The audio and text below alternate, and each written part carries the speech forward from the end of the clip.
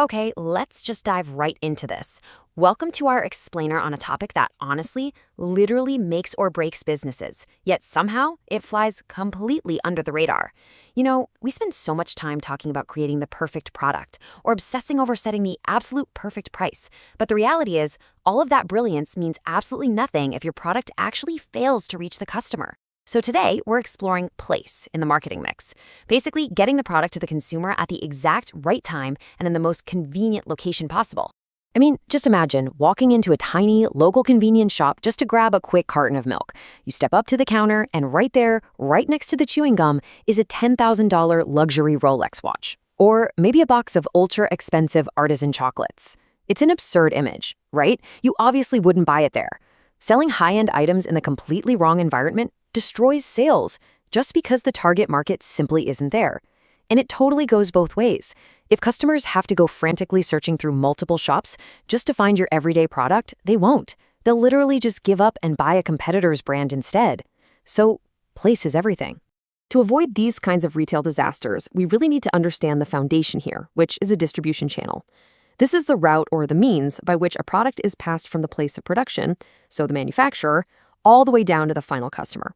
I want you to think of this as a geographical map. It's kind of like a perilous journey that every single physical product has to navigate just to survive in the market. Let's start with section 1, mapping the routes, direct control versus the middlemen. So when we start mapping these routes out, we immediately hit this massive strategic crossroads. And honestly, this is the core tension we're going to explore today. Do you, as a business, maintain total control by selling directly to your buyer, or do you give up a portion of your hard-earned profits to guides that can help you navigate the map, those other businesses we typically call intermediaries? Let's weigh these paths.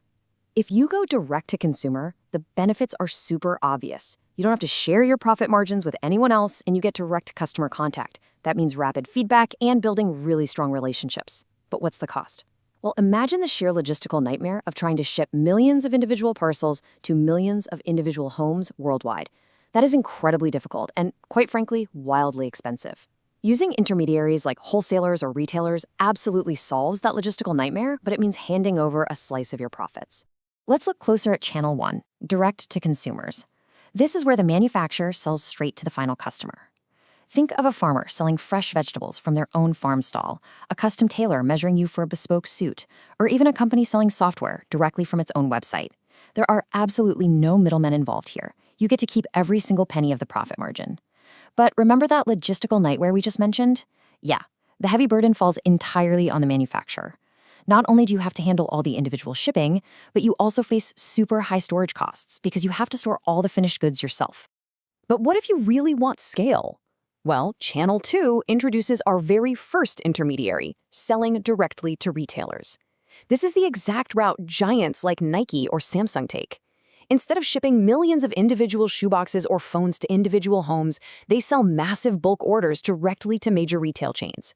This means significantly lower transport costs and much wider distribution on high street locations where, lots of shoppers already gather. But here comes that middleman tension. The retailer needs to make a living too, right? So they add a markup to cover their costs, making your product more expensive for the end user. Oh, and here's the kicker. The retailer doesn't just sell your product. They place your brand right on the exact same shelf next to your fiercest competitors. Now, what if the shop is just too small to buy direct from a giant manufacturer? Enter Channel 3, which utilizes a wholesaler. Picture a tiny independent local grocer. If they try to call up a massive soap factory and order stock, the factory isn't going to send them a single box of soap. They deal in cargo ships. So the wholesaler acts as the ultimate buffer here. They buy the goods in those huge, massive quantities, store them in their own large warehouses, and then literally break them down into small, manageable batches to sell to those smaller, independent shops. It dramatically reduces the manufacturer's paperwork and saves them vital storage space. So the crucial point here is, what's the catch? Well, the catch is the number 2. By using this specific channel, you now have 2 intermediaries, the wholesaler and the retailer. Both of them have to take a profit margin to survive. This means 2 separate markups are added to your product, which obviously results in a much higher final price for the consumer. Plus, you've pushed yourself another huge step away from the customer, resulting in a severe loss of control over exactly how your product is displayed and promoted in those final shops. And that brings us to our final route, Channel 4, which involves the agent. If you're a business looking to export your goods to a completely new country, you might be totally blind to their culture, their language, and their incredibly complex legal requirements, so you hire an agent. They are an independent local expert who steps in to secure buyers, like local wholesalers or retailers, directly on your behalf. In exchange, they take a commission on the sales. Honestly, it is an unbelievably fantastic way to enter a foreign market quickly without having to fund years of deep market research. The downside? You have the absolute least amount of control possible. I mean, you have virtually no direct contact with the final shops, let alone the end consumers.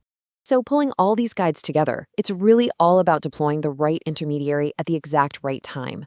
If you're selling everyday consumer items, retailers like supermarkets and boutiques are your target. If you need to reach small independent shops that simply cannot afford to buy direct from factories, you utilize wholesalers like cash and carry warehouses. And if your business is expanding by exporting to new, uncharted countries, you bring in agents, like import-export brokers, to navigate the terrain. It's all about choosing the absolute right tool for the job. Let's move on to Section 2, Modern Retail Destinations. We've spent a lot of time mapping out the routes, but after a physical product actually travels through these channels, where do consumers actually go to interact with them and buy them today? The modern physical retail landscape has a few major hubs.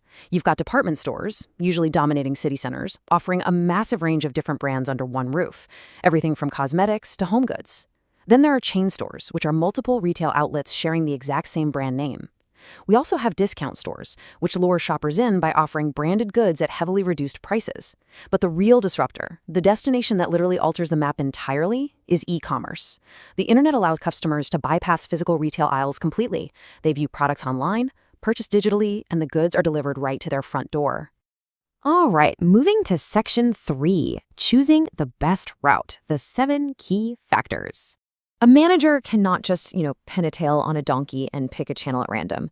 Doing that would invite absolute disaster. Instead, they have to rigorously evaluate their product against 7 key factors to find the optimal route. The first factor asks a very foundational question. Is it a consumer or producer product?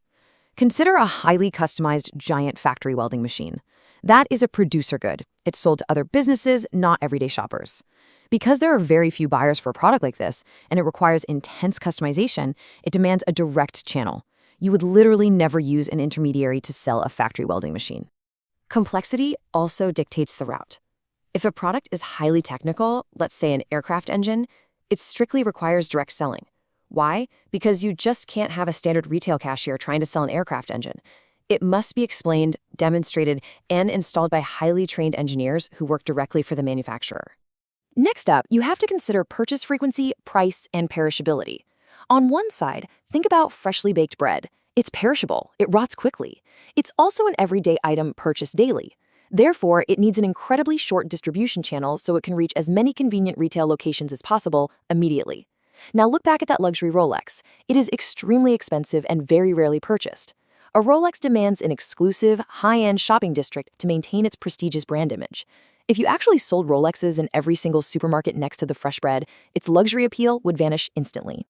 The final factors are highly geographical. First, where are your customers located? If your customer base is scattered across multiple different countries, you simply cannot rely on a single physical store. E-commerce or utilizing local agents becomes absolutely essential. And finally, where do your competitors sell? Now, while it might seem counterintuitive, most companies actually prefer to place their products in the exact same retail outlets as their rivals. They want to be on that exact same supermarket shelf so they can compete head-to-head for the shopper's attention at the most crucial moment, the moment of purchase. Now, for Section 4, the final e-commerce test with D&D footballs. Let's see how this all builds together. Let's put your newly acquired mastery of distribution to the test with a real-world business challenge.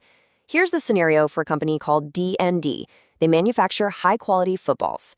Currently, they successfully sell these footballs to sport shops around the world by utilizing local agents in those foreign markets. But there is a major conflict in the boardroom. The managing director wants to shut things up and start selling the footballs directly to customers online through e-commerce, completely bypassing the traditional routes. However, the marketing director is terrified. They're deeply worried about the operational problems and the insane ripple effects this massive shift might cause. And so I'll leave you with this final provocative question. Do you think D&D should start selling its footballs online? Think about the tensions we've uncovered in this explainer. Can a manufacturer of footballs really handle the logistical nightmare of shipping single balls directly to consumers globally? Will keeping those profit margins entirely for themselves outweigh the potential disaster of alienating their local agents, who currently do all the heavy lifting in those foreign markets? The journey from production to the final customer is never just a simple, straight line, and making the wrong choice can leave your product completely stranded. I'll leave you to ponder D&D's digital dilemma. Thanks for joining me, and keep questioning the journey behind everything you buy.